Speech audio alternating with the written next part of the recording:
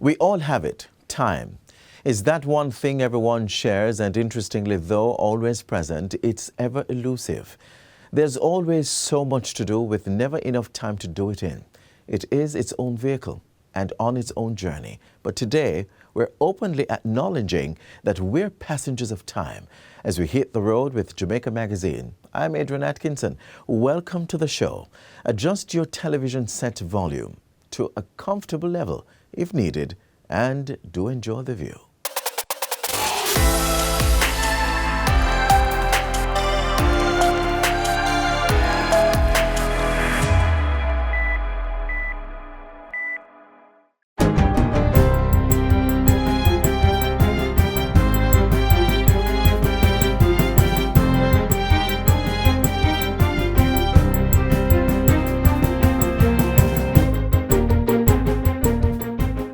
Good day, I'm Stephen McHugh, and this is your JIS News for Friday, February 25, 2022.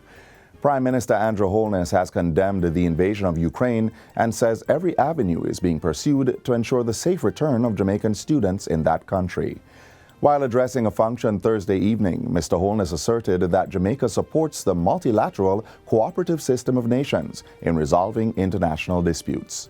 Jamaica is consistent in its support for the universal respect and adherence to the principles of international law, the respect for the territorial integrity and sovereignty of all nations. We therefore cannot support, and in fact, we condemn the invasion of Ukraine. The Prime Minister stressed that the unfolding event in Eastern Europe is of great concern for global peace and prosperity, as well as timely and sustained economic recovery. Speaking to the potential impact on Jamaica, he says this could be felt through global energy prices, with oil prices and possibly other commodities. Prime Minister Holness says Jamaica, as an independent nation, must be resilient and should look to dramatically improve its energy resilience and do much more to cut reliance on oil, given the abundance of sunshine and wind at the island's disposal. The Prime Minister also emphasized the importance of ensuring greater food security as food prices rise in connection with global shocks. Mr. Holness also provided an update on government's efforts to assist Jamaican students in Ukraine. The last update is that there are currently 27 students remaining in Ukraine, 25 of them in the city of Kharkiv and 1 in Kyiv. Another 15 students have left the country. He says government is using all its efforts, connections, and friendships to ensure the Jamaican students can be safely returned home if they choose. In a time of war as this is for those students who are stuck in the Ukraine, the only effort of the government now must be to get them out. Turning his attention to domestic matters, Prime Minister Andrew Holness has announced an expansion of the Get Every Illegal Gun campaign. Following a meeting of the National Security Council, it has been decided that the Jamaica Customs Agency, JCA, will be formally brought into the program. The Prime Minister says this will allow for an increased focus on ensuring that no illegal gun can penetrate Jamaica's ports by capturing every possible entry point. And in a warning to the internal collaborators and facilitators who are allowing illegal guns into the country, Mr. Holness says the state will be getting tough on these actors. It is time that they face serious consequences for their actions. And I want them to know, without fear or favor, that we will be looking very seriously and very closely at the operations of those agencies and entities. He also announced that the Firearm Licensing Authority, FLA, will be providing $25 million as the first provisioning of the Get Every Illegal Gun Fund. It was among several matters regarding the FLA that were discussed by the National Security Council on Thursday. The NSC's discussions also included the application and approval process for firearms, as well as the ineligibility criteria. The Council is reviewing the mainstreaming of the intelligence agencies in the approval process and the removal of residual discretion of ministers to approve firearm licenses. Other operational matters under review include the introduction of new technologies for the marking and tracing of firearms and ammunition, a new and more in-depth system of vetting persons at both the FLA and the Jamaica Customs Agency, and changing the requirement to serve on the board of the FLA to include a fit and proper criterion. Prime Minister Holness says there will be a fulsome report on the Security Council's final decisions in short order. In the meantime, he says, the Get Every Illegal Gun campaign has been going very well, with guns and gunmen being recovered almost daily. Jamaicans are urged to share what they know about illegal guns with the security forces at 119-311 or the JDF tip line at 876-837-8888. In other news, government says it will be pursuing the full extent of the law against those responsible for the illegal sand mining in Great Bay, St. Elizabeth, which has caused damage to sand dunes in the area. Minister with responsibility for water and environment, Senator Matthew Samuda, gave the update at Wednesday's post-cabinet press briefing. He says a stop order has been issued and the area will be rehabilitated. There's a broader point, however, that we wish to bring across to citizens. We encourage you to bring to our attention matters of environmental concern. NEPA, the police, no enforcement agency will ever have the full footprint that we wish we would have in Jamaica. So we need you to be our eyes and ears. When matters of this nature are brought to our attention, we will take the strongest action possible within the law. Minister Samuda says the matter of illegal sand mining has been a concern for some time, and work is being done to strengthen the law and to ensure that enforcement keeps pace. Under the instructions of the Prime Minister, we will begin taking steps to look at the legal protection of this area and the sand dunes along the southern corridor. These sand dunes would have been formed some 5,000 years ago, and we believe they warrant the protection under the environmental laws of Jamaica. We will update further on that matter in due course. Cabinet has given approval for several contracts valuing approximately $301 million. They include contracts for health and life insurance for employees of the National Health Fund. Contracts are also approved to implement a panic alarm system for the Garmix Free Zone, grounds maintenance services for Petrojam, and closed user group services to Cable and Wireless for the Ministry of Finance. And the approval of a provision of preventative maintenance services of air traffic management systems for US $2 million to Thales Air Systems SAS. The Minister with responsibility for information gave the update during this week's post-cabinet press briefing. And finally, Education Minister Favour Williams says government will be seeking to fund more early childhood institutions across the island in the short term. Minister Williams was addressing this week's launch of the Public Expenditure Review of Jamaica's education sector, pointing out that of the over 3,000 early childhood institutions, only about 10% are state-run or funded. She says government needs to have a bigger presence in the sector. Among the recommendations made in the report from the Public Expenditure Review of Jamaica's education sector were for the reallocation of more resources to early childhood education. There are two initiatives underway. One is to transform, modernize, get more schools within the government's portfolio, more schools funded and run by government, to ensure that the existing practitioners in early childhood become trained so that they can perform at a higher level. She adds that going forward, the Education Ministry will be ensuring that the Age 4 assessment is done in all early childhood institutions. We did that in 2019. The pandemic years, it didn't happen during the pandemic years because you had to be in school to get it done. So that's something we're going to focus on to ensure that we get it done annually, because what that will tell us is exactly where on the learning scale that 4-year-old is. Minister Williams also welcomed the review's recognition that Jamaica's education budget was far bigger than most countries in the region, based on its relationship to the gross domestic product, GDP. And that's it for JIS News Today. I'm Stephen McHugh. Thanks for watching.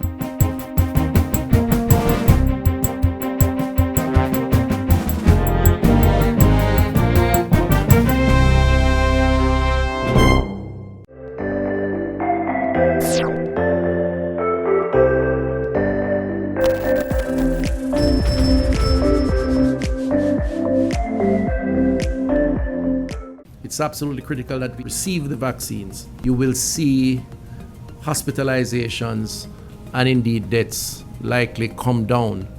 And so there is a lot of value to be gained by getting as many vulnerables on board as possible. So tell your mothers, tell your aunts, listen out for yourselves if you're over 60, and take the vax, because the vax is what will help you to guard against the COVID virus and indeed help your relatives, your friends, those who you come in contact with for the same benefit.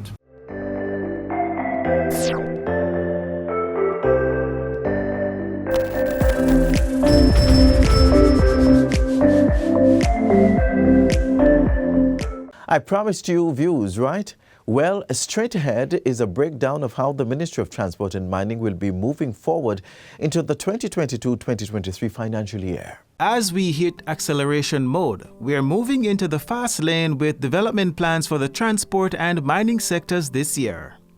2022-23 financial year plans for the Transport and Mining Ministry are being propelled by a budget of $12.8 billion. It also expects to earn $797.39 million to supplement its efforts.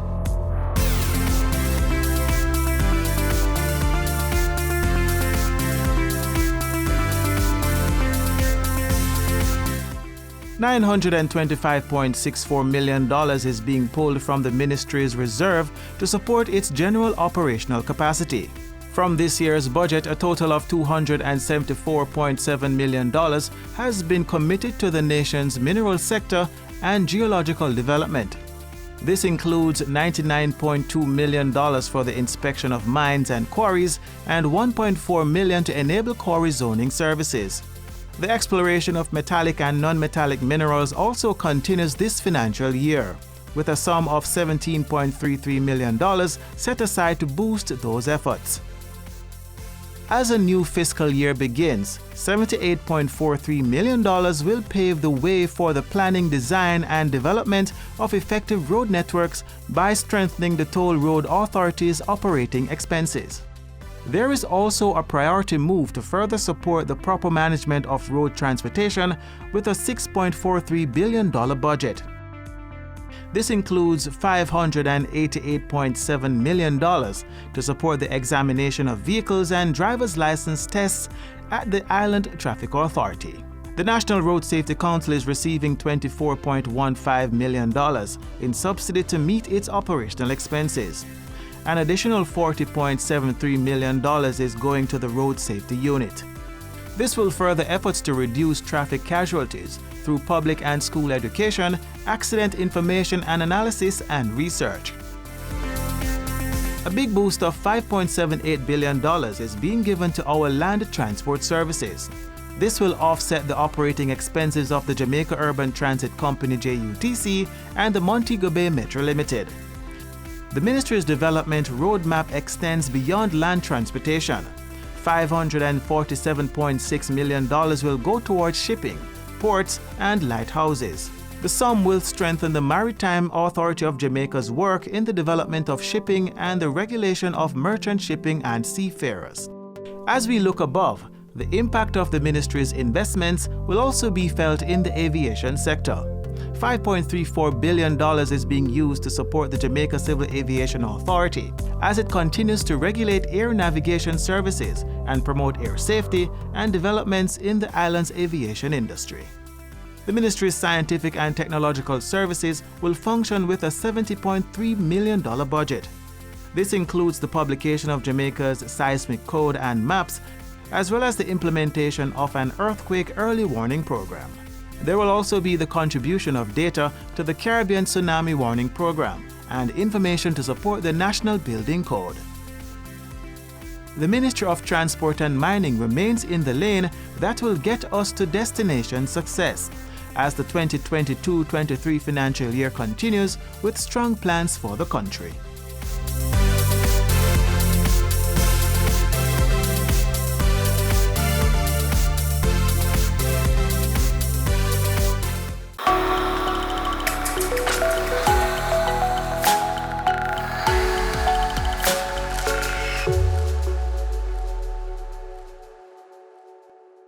Most, if not all of us, aim to achieve mobility, and it never hurts to gain a new skill. So get your provisional driver's license and unlock another level, one that takes you a step closer to the dream of convenience, driving and owning your own car. After all, there's no time like the present.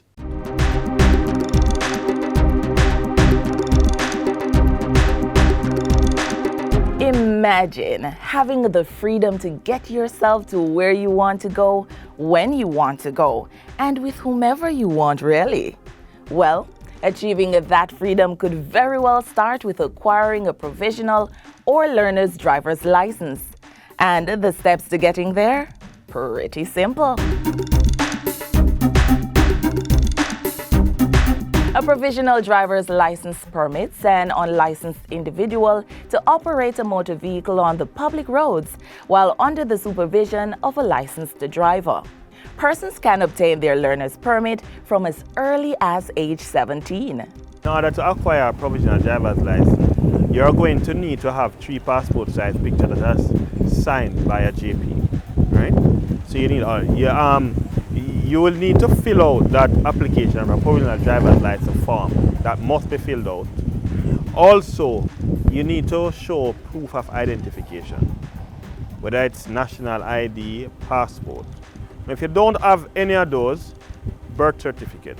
So after you've presented all those documents, it's now time to do the road code test. The road code test is free. There is no charge.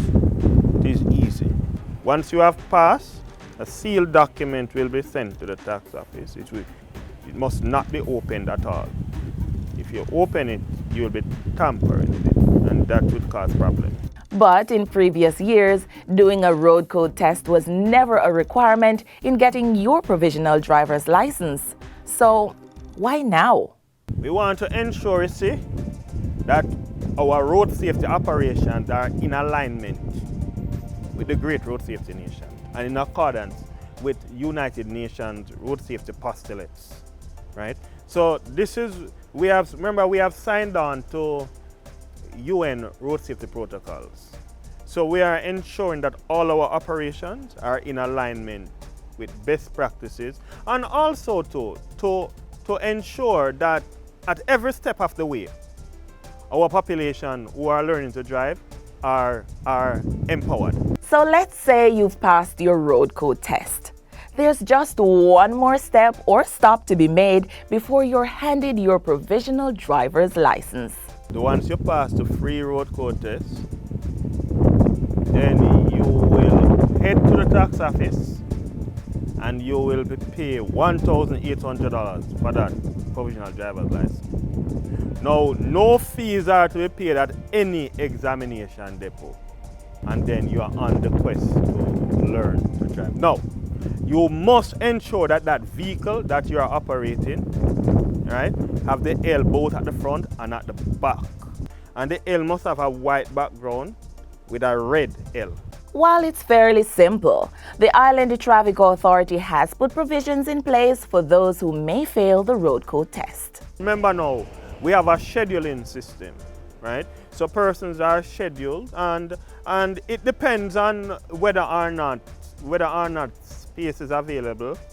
But oftentimes we try to facilitate as best as possible based on the schedule, right? So it's very important for persons to understand that in order to schedule your road code test, you can send an email to dita@mtw.gov.jm or driver's license @mtw.gov.jm, right?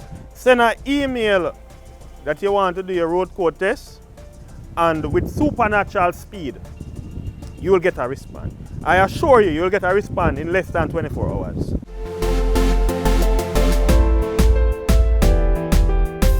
For example, you have a driver's license to operate a motor car, and you want to operate a truck, right? Learn to drive a truck.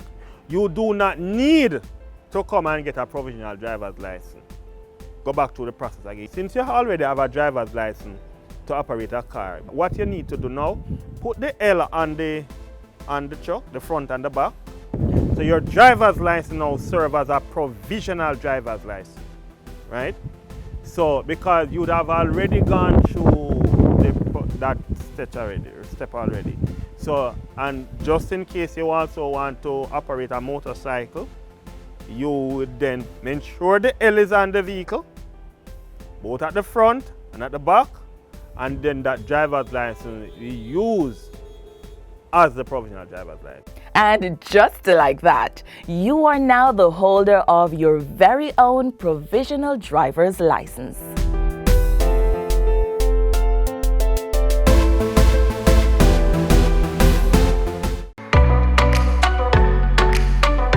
Bless up, you know, this is Richard Spice representing, yeah, for Reggae Month, you don't know, the 27th, you don't know. Reggae on the pier, you don't know, come out and share, you don't know, it's love and harmony. Whoa, na na, na na na na na na na, come out the 27th, you don't know. Reggae on the pier, Richard Spice, you that, bang. Once upon a time in the past when emails, electronic messaging services or apps were not as prevalent and, in many instances, inaccessible to a large majority, the Royal Mail was birthed.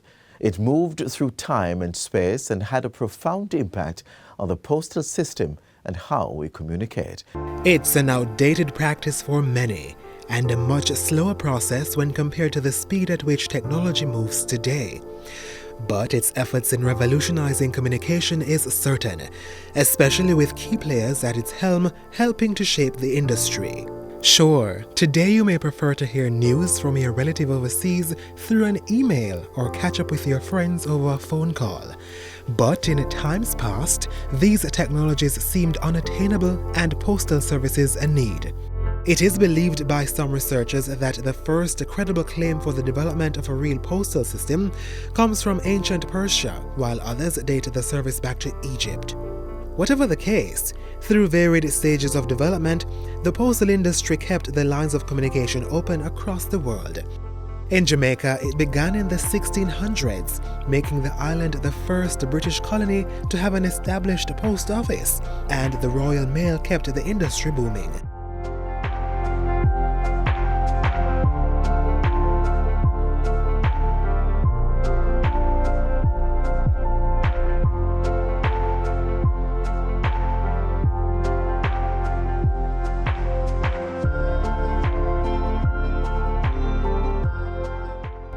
The Royal Mail, which started in the 1960s in Jamaica, quickly became one of the primary modes of transporting mails to and from post offices across the island. With its office located in Kingston, the Royal Mail collected letters or parcels from the Central Sorting Office and other post offices and agencies for distribution right across the country. Many Jamaicans can remember the Royal Mail vans moving letters around. Captained by Charles Moore, the reach of the company quickly grew as he sought to ensure his vans went to every nook and cranny of the island. He had all these little red buses that would go to pick up the mail. And in the mornings, we would go in early because there's a schedule for the drivers to take the little buses down to the Central Sorting Office. From that, they would collect the mail and then go deliver it where they were supposed to. And then they would come back in the evening with the empty vans. The mail industry at that point in time was significant. It made a significant contribution to business development because that's how you got your correspondence. That's how you'd get a letter. And the mail brought news. The mail van used to also transport the daily newspapers to the rural part of Jamaica too. So the mail van meant that here was information, here is something happening. So I think it contributed to business development and the growth of the economy in those times. The mail van would go to the Central Sorting Office, and pick up the mail and take it to the post offices out in the rural area. It's delivering a bundle of mail to different post office out in rural Jamaica or even in Kingston. Even if it picks it up from the Central Sorting Office, it would take it to the Halfway Tree Post Office and the Constant Spring Post Office and those post offices so that the mail could be sorted and then put in the mailboxes. But someone had to ensure the wheels continued turning. I was delivering mail in 80s, carry mail, and then we carry staff to and from. We carry the mail around. Sometimes we carry the postman them or the post lady. Them go deliver parcel and everything there. We have to drive the Royal Mail, go airport, from airport to CSO, and from there, sometimes we go Stone Hill, Constant Spring. Remember them time you never have telegram, you know. So we always carry a parcel come at your house. We carry a register slip come. And then we carry the parcel and you either pay or you go down on the post office suite or something. Some red mailbox. Them used to drop mail in there. And then we go there with the postman and clear them at evening time. After we clear the box, like 10 bucks at evening time, then we go CSO and with the postman and them finish. You know? Wilby's journey, as he said, was far and wide, even hitting some 58 kilometers outside of the capital. Now, when we lived in Manning before we moved to Kingston, we knew about Royal Mail because that was how we know to go to the post office. We would know when the Royal Mail van came and when to go to the post office to see if there were any letters for us. You know, in those days, people wrote a lot more letters than they are writing now. So I knew about Royal Mail from when I was a child. And then met Mr. Moore, who was involved in the transportation of the mail. Charles Moore, who charted the development of the Royal Mail and dominated as a contractor in the delivery of the Daily Gleaner, distinguished himself in the field of transportation. He was driven by a commitment to create access and opportunity for every Jamaican, which proved to be the rationale behind his choice of vehicle. You depended on the mail because you didn't have Wi-Fi. You either got a letter or you get a telegram. And he was instrumental in ensuring that people got their letters. And so the Royal Mail was all over the country. Anybody who grew up in the period in the 60s and 70s and early 80s would remember the red vans with Royal Mail. Growing up in country, in rural Jamaica, we knew the schedule of the mail van and we knew when the mail van was going to come, and therefore when we needed to run out to Moneague to see if there was any mail. And you could, you know, the Jamaican expression, you could put your pot on fire and know that the mail van was coming. And while those red vans are no longer in operation, they have played a key role in connecting people to each other and expanding Jamaica's mailing industry.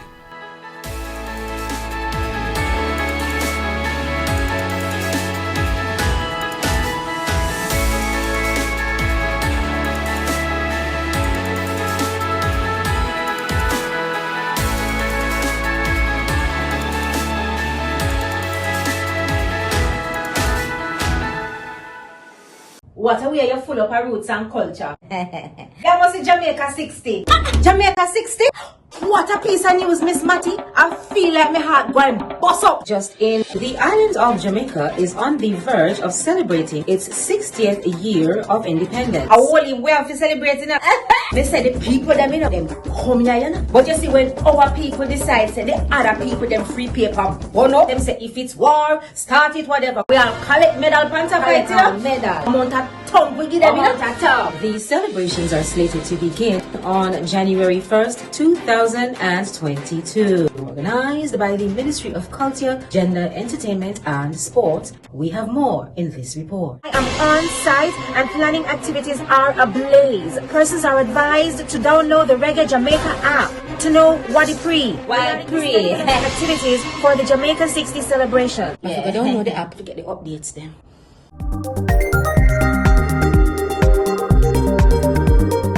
We've just pulled into our final stop. I do hope that the journey was relaxing as it was informative. And as official passengers of time, I do hope you'll continue sharing in the views on our YouTube channel. Also visit our Facebook, Instagram and Twitter pages for more information. From all of us here at the GIS, I'm Adrian Atkinson. See you soon.